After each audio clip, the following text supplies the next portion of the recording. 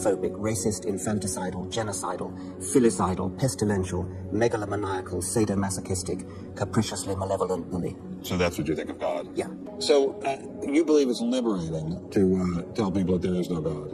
I think a lot of people, when they give up God, feel a great sense of release and freedom. Well, then who did create the heavens and the earth? Why do you use the word who? You see, you immediately beg the question by using the word who.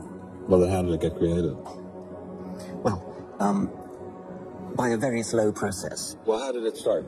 Nobody knows how it started. We know the kind of event that it must have been. We know the sort of event that must have happened for the origin of life. And what was that? It was the origin of the first self-replicating molecule. Right, how did that happen? I told you, we don't know. So you have no idea how it started? No, nor has anybody. Nor has anyone else. Evolution is a fact. It's documented by science. Right, how did that happen? I told you, we don't know. Believe these things because they're facts, proved by evidence. So you have no idea how it started? No, nor has anybody. Nor has anyone else. What do you think is the possibility that intelligent design might turn out to be the answer to some issues in genetics or in evolution? It could come about in the following way. It could be that at some earlier time, somewhere in the universe, a civilization evolved by probably some kind of Darwinian means to a very, very high level of technology and designed a form of life that they seeded onto perhaps this planet.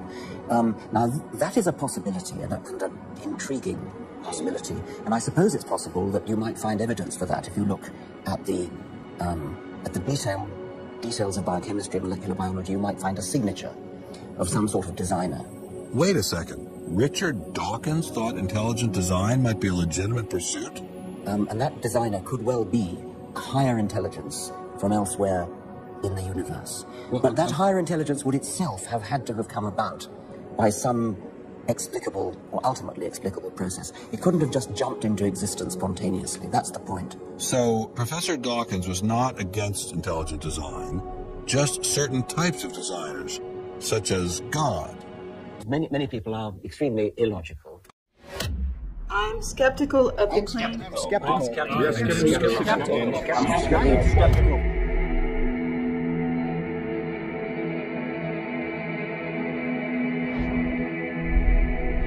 Skeptical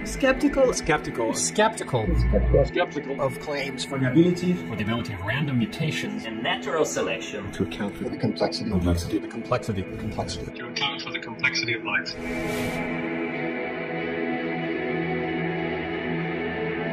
Careful examination of the evidence For Darwinian theory should be encouraged.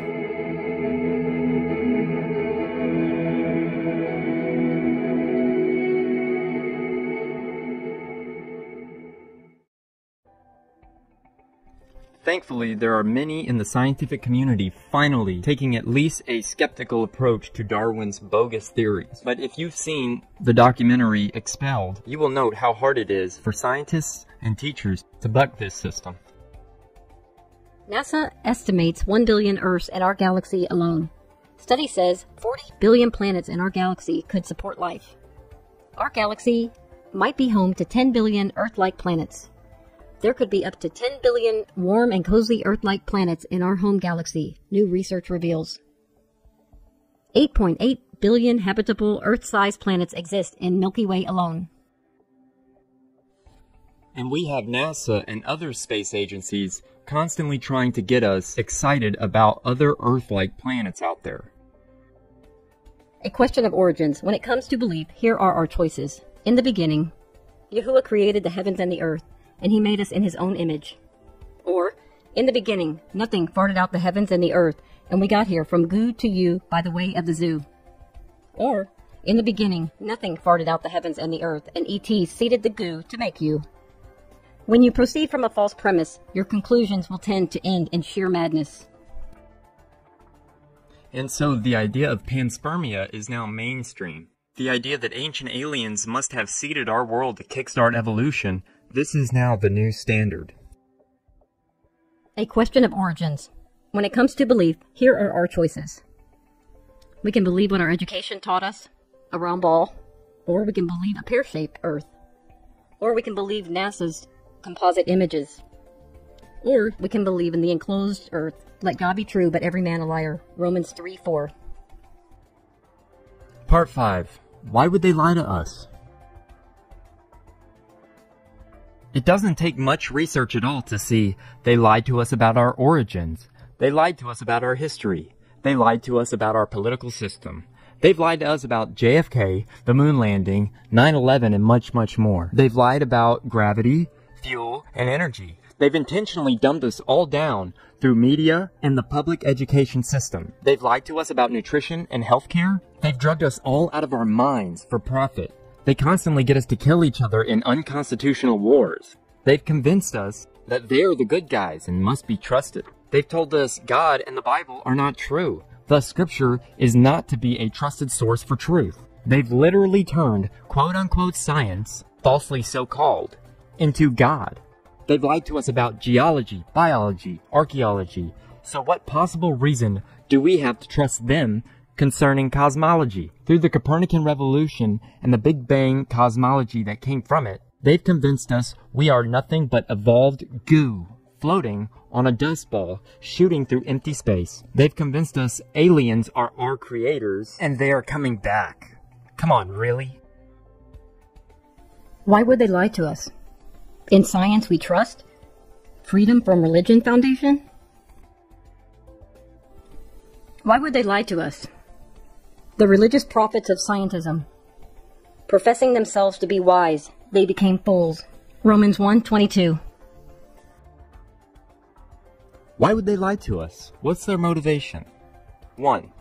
First, get people to doubt Yahuwah's word by destroying the very foundation of our Bible, Genesis through specifically the creation account. 2. Set up a new paradigm where God is out and quote-unquote science is in. Evolution removes Yahuwah from the equation. 3. When evolution finally runs its course and becomes utterly bankrupt, introduce the idea of quote-unquote intelligent design, but deny the true designer his due credit and place it rather on quote-unquote ancient aliens. 4. Promote the ancient alien theme as much as possible in all forms of media by perpetrating the concept of Earth as a tiny blue marble orbiting an average sun in an average galaxy among trillions of other galaxies in an ever-expanding universe with so much quote-unquote potential for life to exist in such a vast expanse. The idea of alien scientists being our creator seems a lot more plausible over time and heavy indoctrination. 5. The stage is set for our quote-unquote alien creators to return and bestow upon us their quote-unquote miracle signs and wonders in order to convince us all the more that all religions are false. We then put our trust in them. Finally, when Christ does return, we are all convinced that he is the enemy, and our united world gathers together to make war with him.